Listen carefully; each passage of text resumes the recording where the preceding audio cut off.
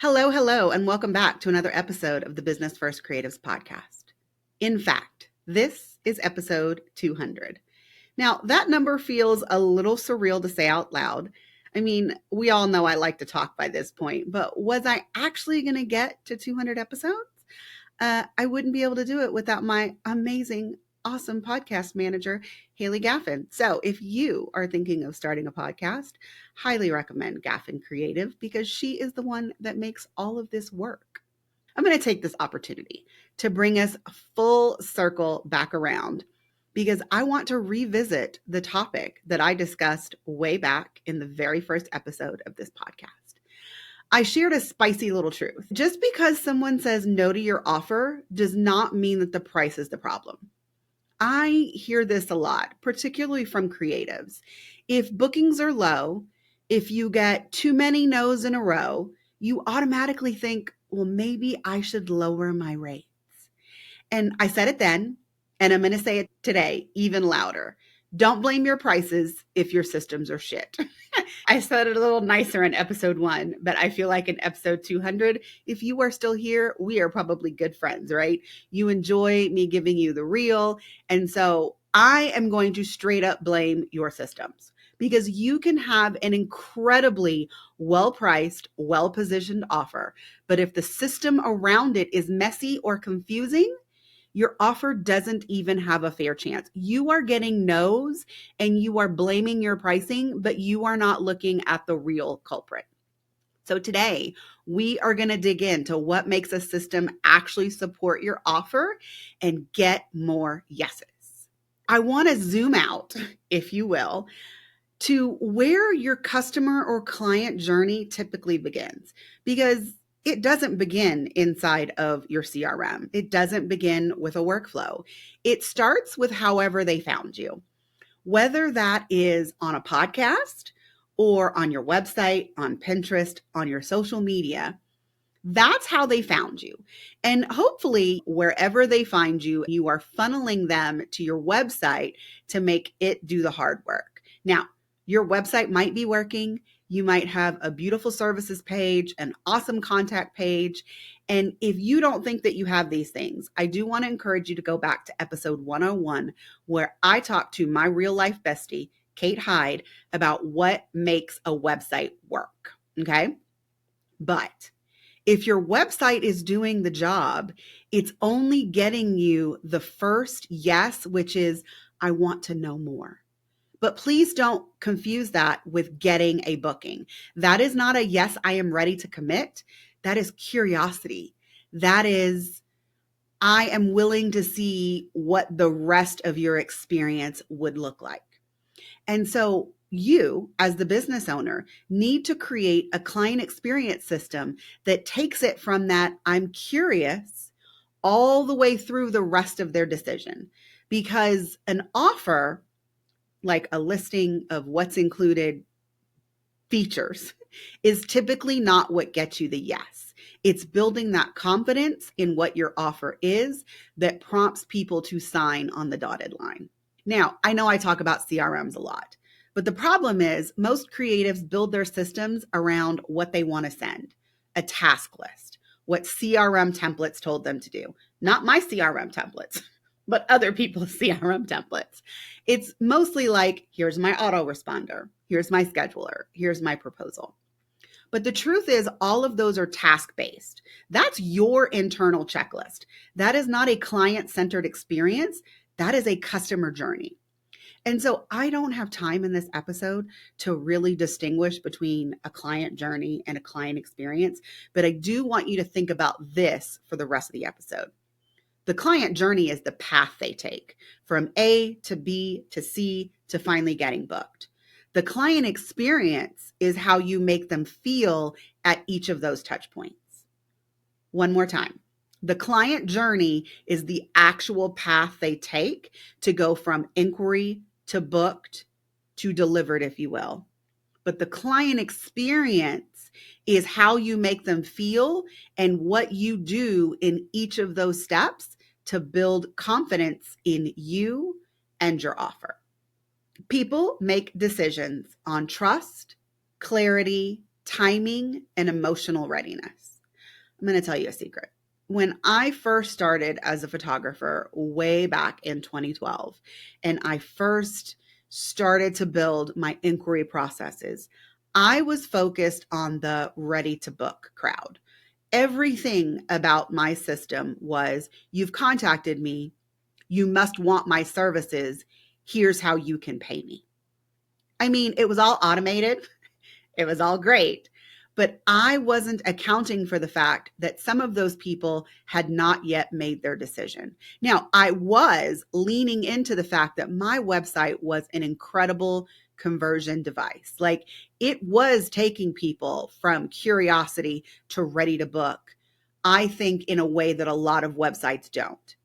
But eventually, because different buyers have different buyer personas, I started to get more inquiries from people who were just kicking the tires. They hadn't already gone through the process of going from the curiosity to ready to book on my website. And so they needed a little more from me. And that is when I modified what my system was. So, what I think a good client experience system is now is that you are answering questions before they ask. You are anticipating their hesitation and addressing the objections before they even make them. You are reassuring them that they are in the right place. They have contacted the right photographer or the right creative for what their end goal is. Most importantly, you need to make the next step easy, which is, once they are convinced that you are the person that they want to hire, have you made it easy for them to do so? That is why I harp all the time about my 5-minute booking process. But there are some things that you must do between the inquiry and the 5-minute booking process to get them ready to say yes. Let's talk about sales calls for a moment. There is a reason why most business coaches will tell you to get your prospective clients on a call, whether it's an actual phone call or it's a video conferencing call on Zoom. The truth is, getting on a call usually helps you close the deal easier. And that's because you can hear their voice, you can catch their hesitation, you can see what part of your offer or your process is confusing, and you can address it there. So sales calls definitely have a place, and they are definitely a way to increase your conversion rates overall. But not everybody has time for a consultation call, and it doesn't take a consultation call to get the sale. I'm going to take it even one step further. The goal of a consultation call isn't to make a sale. Let me say that one more time. The goal, at least of my consultation calls, isn't to make a sale. It's to give them clarity. It's to help someone make a confident decision in whether or not they are ready to hire me, whether I am actually giving them the service that they want.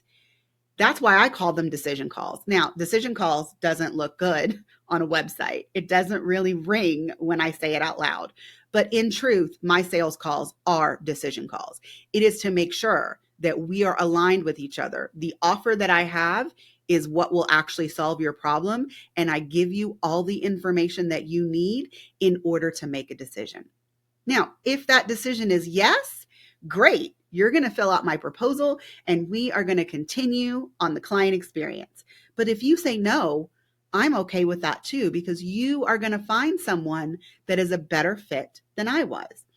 And once again, when I get that no, my first thought is not, oh, I must have been too expensive. It's not. My first thought is, okay, I was not the photographer for them. Whatever it was that I was offering is not what they needed at this time. And that's okay. Because now they have clarity, I have clarity, and I can close their project and basically move on. So not every business needs to include calls as part of their process, but your system should do the equivalent of a call if you're not having one. There are many other ways that you can build confidence in you as the service provider and your offer as in the result that they're going to get without having a call. In fact, I love to talk about sales videos.